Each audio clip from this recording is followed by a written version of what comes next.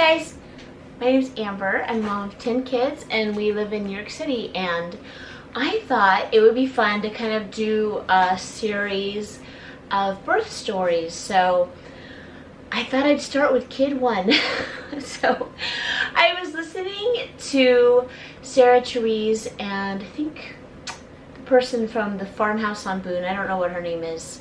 I think that's what her channel's called. And they were just talking about birth stories, and I was like, it's really interesting to hear other women share their stories, because a lot of women do end up having a baby, and so you hear the stories and it's like, wow, that happened to you too. So I thought I would share just kind of how my first pregnancy and birth went, which was Josiah. Josiah is now 21 years old, and I don't know what it is about having a baby, but you remember it so well. Like my grandmother, she had Alzheimer's, and she was, I think she died at 90, 92, but up until, like, even though she could not remember kind of where she was, who people were a lot of times, she remembered having my dad, who was a twin, and his twin brother, like, up until the end. So even Alzheimer's cannot usually erase the experience of having a baby, and sometimes it just feels like yesterday. I had Josiah just after I graduated from college, so I actually wasn't planning on having a baby right then necessarily. As a little girl, I really wanted to have a big family because I was an only child, and that was really lonely and really boring. My parents did their best to make it as exciting as possible, but I just remember going to my friends' houses, hanging out with my cousins, and I just thought that was just so fun. And I wanted to kind of have that experience that I had as a little girl, but like in our house. But, you know, I was also kind of in that 21-year-old age range. I had gotten married at 20 in 2000. By 2001, I was really just kind of like in the me mode. I think a lot of college students are like that. Even though I was married and so forth, my goal was to travel the world and learn every language I possibly could. And I was studying Spanish and French and Italian and learning everything I could. I was studying art and music, and I was not really like worried about graduating so much. I just wanted to learn everything I could. I was starting my 4th year of college in 2001, and it was September, of course, right? And I just was gung-ho. I was trying to continue on learning every language I could, learn everything I could, just kind of thinking my life goal was to travel the world with my husband and not really thinking about kids. And then, and I don't know why this impacted me so much, but the 9/11 thing happened. It was September 11th, obviously, 2001. And I just remember going to college and not really knowing what had happened because we didn't have a TV. And so they're like, oh yeah, the school's shut down for today. This is in San Diego, which is interesting because it's so far away from like New York City, you know, where the action happened. But it impacted all of the United States of America. And I remember just walking around this empty campus at San Diego State University and just felt so surreal. And so we, you know, the whole school was done with no classes that day. So I remember driving home in my car listening to NPR to like figure out what was going on, like what was happening. And that's when I heard about the things that had happened in New York City, the planes crashing into the buildings and so forth. And for some reason that really impacted me, and I wanted to live for something, I guess, more important. And so I was taking, I think, 28 units at the time, and so I dropped out of some of the extra classes. I was like, I don't need to learn every language, I can just stick to one. And then I talked to Mark. I was like, wouldn't it be nice to have a baby, you know? And Mark was like, I don't know, because he was still in college, I was still in college, and we just kind of collectively decided that it would be nice to have a baby. And so we ended up trying to have a baby, and I was able to, I think I got pregnant in October I think that had been a couple months that we had tried. Before that, I think I was on birth control. I can't remember what I was using. Some sort of something. They give it to you for free in college. Whatever they were giving for free, I think I was on that. And so we ended up getting pregnant with Josiah. And at that time, then I went full bore trying to graduate. So I talked to the counselor and tried to see how fast I could graduate. And it looked like I could graduate that year while I was pregnant. So I was studying to be a teacher.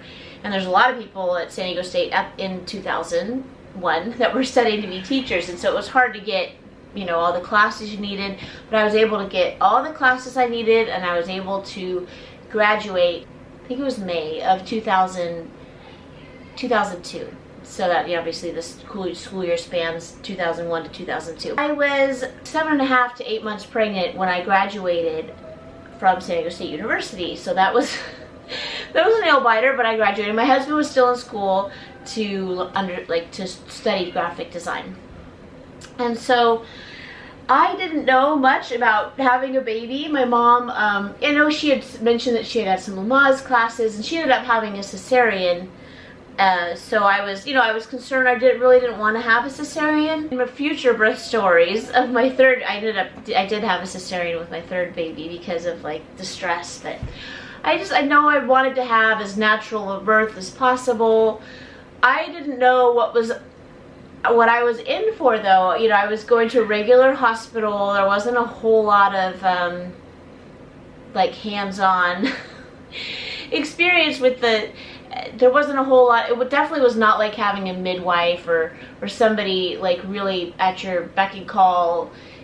It was challenging because just doctors were in and out, and there was like student doctors, and I didn't know what I was doing. I was 42 weeks along, and I was still not going into labor, and so they had me do, I believe it was a stress test, and Josiah was showing that he was low on fluid. So I think that naturally happens when you are further along in your pregnancy. I was 22 at the time. It's more dangerous as I think as you age, but even at 22, it's dangerous. You don't want the baby to not have the correct amount of fluid. So I was low fluid, and so they were going to induce me. And so what they did first was they gave me, they told me, eat a good meal because you're not going to eat for a while. And so I ate a really good meal. I ate way more than I needed to eat because I was like, well, I'm not going to eat for a while. I better eat a lot. Oh, no, that was a big mistake. Don't do that. Don't do that. So I went into the hospital, and I got admitted, and they gave me Cervigel, and that's to like try and ripen your cervix and get your cervix ready to open up to have the baby. So the Cervigel, and then what they were going to do was they were going to give me Cervigel, and then they were going to give me Tocin, I don't know how you say it, the hormone to like get your body to like actually contract and so forth. Well, the Cervigel sent me into, I didn't know this at the time, it sent me into very intense labor, and it was all in my back, and I had no idea what was going on. Mark was like settling in for a good night's sleep because the whole idea was I was supposed to have this Cervigel and like sleep while it was like doing its thing, and then wake up the next day and they were going to give me Tocin. And the Cervigel sent me into full-blown labor, but I didn't know I was in labor because it was in my back. I'm like, what? Just very little education. And I did go to like a childbirth class, but it was by someone who had a cesarean. So, you know, no shade on cesareans. I was born via cesarean. I had a cesarean baby 3, but the person that was giving the instruction really, it's like she hadn't experienced it. And so there was just a lot of things I was not prepared for. I was not prepared for back labor, mostly because psychologically, I did not understand that my body was in labor. And so it just felt like the worst pain ever. And I'm, you know, waking up Mark, you know, because he was thinking it was time for sleep, and to push on my back because it just hurt so bad. And all that food I had eaten, I was throwing up and going to the bathroom, and it was, oh my goodness, sorry, this is birth story, so TMI, but you know. Anyway, so I ended up going into just really intense labor. I didn't know, I didn't know I was in labor. And if I had known, I probably would have been able to stomach it a little better. But because it was my back, I did not know that that was my body actually working on having a baby. So I ended up asking for whatever pain medication he had, and then eventually I guess I was dilated enough for them to give me an epidural, because I was just like, I was so confused as to what was happening to me, and I wasn't really getting a lot of support. It was just like a standard hospital where that's not, I guess if you really want support, you kind of need like a doula or a midwife or somebody. So, long story short, so after the epidural, I was able to sleep, and it had just been the weirdest night of just like, what's wrong with me? What's going on? And this is when I first fell out of love with epidurals. Was I was there sleeping, and so I was on they put a monitor on you to monitor the baby, and this was like, I don't know, maybe 7 in the morning, just all happy sleeping, like this is comfortable. And somehow Mark had woken up, and he saw that Josiah's heartbeat was down to like in the 50s in utero, which is a very bad heartbeat number if you're having a baby. So somehow what was going on was my body, I guess, was sort of like pushing him out, but I didn't know it because I was asleep. And in that case, I think in that situation, I think his cord was quite short. And so he wasn't, particularly when if I was having a contraction, he wasn't getting the oxygen he needed, or whatever it was that makes your heart beat correctly, he wasn't getting it. So I was like, supposed to be monitored, I guess, but like the doctors were, you know, having a snack or something, I don't know, coffee, whatever they were doing, and not really paying attention. So Mark saw that this heartbeat was too low, so he goes out in the hallway, he's like, yeah, help, you know. So the doctors come in, and you know, they're like, whoops. So and they see that he's halfway out. I don't know what's happening because I have this very effective epidural, and so I am able to push him out very quickly, too quickly, because he ended up having pneumothorax, which is where there's a nitrogen bubble between in your chest cavity, between your lungs and your rib cage or something. There's some like bubble of nitrogen that does not allow your lungs to properly expand. So when he was born, he was pale, he was kind of fighting for air, and so I mean, the fact that he was alive was a miracle, because I mean, with doctors that really weren't paying attention, and my husband and I were just like, we didn't know what was happening. So he was born, and he ended up having to stay in the NICU for 3 days, which was a real challenge, you know, because I was like trying to breastfeed, and like, you know, you watch all these, you know, things on, I don't know, like I'm not really TV, but like these little videos about like how you're supposed to bond with your baby after birth and breastfeeding and all this stuff. And Josiah was in an oxygen tent. I guess that's the therapy they have for removing the nitrogen bubble in his chest cavity so he could breathe normally. And so I couldn't nurse him, I couldn't do anything, and it was so like traumatizing for me emotionally, and the birth was not super easy. Like I had like tearing and all this stuff, they had to stitch me up, and so, you know, I was just like that was not the dream birth I was expecting.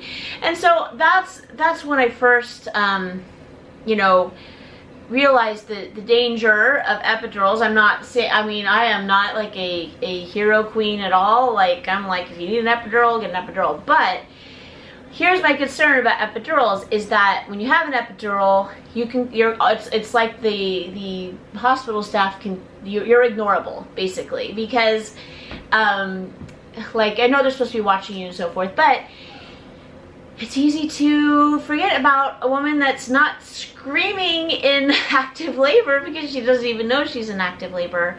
And so that's something that in subsequent births, you know, I had, of course I'll tell you more in other videos. go kid by kid because every kid is so different. But so I did end up having an epidural with Pearl. Obviously with a C-section with Elijah, I did have an epidural. And then with Naomi, I asked for an epidural, but I was already in active labor, so basically it didn't go into effect until after she was born. So it's almost like not having an epidural, although it was nice to be numb for the whatever stitching they had to do. And then after that, by the grace of God, like for the I guess 6 following children, I didn't get an epidural. And so for me, that's just been, my experience has just been that I just feel like I'm more physically in tune with what's happening to my body. It's so weird to have something as intense as childbirth happen without feeling it. And no shade, no, you know, if you don't have an epidural, that's totally fine. But I had take that first experience, you know, where people were just kind of letting me sleep in the other room. Baby's heart rate was all super low. I mean, going forward, if I'm pregnant right now, I'm hoping to have as natural a birth as possible. But going forward, you know, an advice to anybody out there, if you do have an epidural, I know that the idea is that you can sleep. I would make sure somebody's awake that's monitoring. Don't necessarily rely on the hospital staff to monitor you because they're busy and they have coffee breaks and they have, you know, changes of staff and, you know, just there's a lot of things going on in that hospital, and your baby's heart rate may not be the most pressing thing on their agenda. And so you just need to be careful. If you are not feeling what's happening with your body so much, you need to just have somebody monitor that everything's still okay with you and the baby and everything. So probably just a freak occurrence. But anyway, so Josiah was born and he was 8 pounds 3 ounces, and not that huge of a baby, but he had a big old head, so hence the tearing and so forth. So he recovered within 3 days. I was able to bring him home, and I was just ecstatic. And he had red hair. I was like, that's so weird, because Mark had super dark hair, and then I always had brown hair, kind of blondish, but then it definitely turns brown as I aged. I'm doing a video. You want to say hi? Hey, Mama. Yes, baby. Can I tell you how loud I am? If I do it really loud, if I say it really loud, then it will be louder. Okay, well, that's and I want to be in your video for the whole time, really. Yay! Okay. So anyway, I brought Josiah home, and I was just so happy, and thankfully... Okay, it's very distracting. Oh, yes, okay. Anyway, so I brought Josiah home, and I was just so grateful. This is like basically day 4 after birth. And thankfully I was able to pump and so forth in the hospital, and even do some nursing of him. While being monitored and so forth. Even though he's in the NICU, they did have like a nursing room, and I even tried to like sleep in the nursing room, and they were like, you know, you're supposed to go to your bed. And I was like, okay. But anyway, so I was able to breastfeed him, which was just something I really wanted to do. I heard that it was like really good for the baby, and like, you know, not, you know, being separated, you know, having like, you know, plastic between you and your baby right after your baby's born, and not being able to nurse and so forth is something that can make it difficult. And so anyway, I was able to bring him home and nurse him, and it just felt like a dream come true. I remember getting really engorged. I have not gotten that engorged since. I think it's like your body learns to be not an overachiever the more babies you have. Like yeah, so like since yeah, I haven't had, like, breastfeeding hasn't been as like, whoa, what happened here since. But you know, that beginning, I remember when I first brought him home, I was really engorged and so forth, and so he just nursed. He was a real champion at nursing. By 4 months he was like obese, so the doctor was like, you know, not every time, like, don't give him milk every time he cries. Sometimes he just needs to go to bed, sometimes he just needs to be held. Don't feed him every time. So anyway, I learned. So anyway, so he was really good at nursing, and that was such a blessing, because I kind of like felt like maybe that dream of nursing him was gonna go away because of all the oxygen tents and everything in the NICU. So super grateful that worked out. And he just, you know, he recovered so well. You know, you wonder how you can go through that, and like, you know, you're born pale and barely able to breathe, and who knows what was happening, you know, that time was that his heartbeat was at 50. And I mean, he's a smart, wild, fun kid. So I'm super grateful for him. And he's 21, and he's in his I guess it's his second year of college. I feel like it's his third, but he'll probably correct me. I was really grateful that I had him. I was grateful I was able to graduate from college and so forth, but having a baby really changes you. I was really just kind of 21 years old and quite selfish and like, I don't know, like me, myself, and I. And having a baby really like changes you. I think it reshapes your brain, and it reshapes your emotions and your hormones and everything. It really changes you. And so we were sometimes like, oh, you know, do like a silly TikTok video or something of like, you know, lineup of the kids or this or that. And there's a lot, we'll get so much hate, you know, particularly on TikTok. TikTok is like the anti big family app. But there's other people that really like big families, but then I guess in the comments the people are really snarky. But people, you know, some people are legitimately like interested in like, oh, how did you have this family? How were you able to, you know, afford this family or whatever, which we're still working on. But when people legitimately have a question that's like, hey, you know, I want to have a family, but I'm worried I'm not going to be able to afford kids or whatever. You know, there's a quote by Reid Hoffman. I believe that's his name. He is the founder of LinkedIn. And he said, this is not an exact quote, but something to the effect of, when you're being an entrepreneur is like jumping off a cliff and assembling a plane on the way down. That's kind of what starting a family is like. You learn as you go, and we're still learning as we go. And we're not like, you know, the poster children of fiscal responsibility or anything. Moving to Manhattan with a family of 12 is not fiscally wise per se, and we're still trying to figure out how to make it work out. We moved here for the kids' music, because just everywhere else it seemed like there wasn't the musical opportunities that there are here.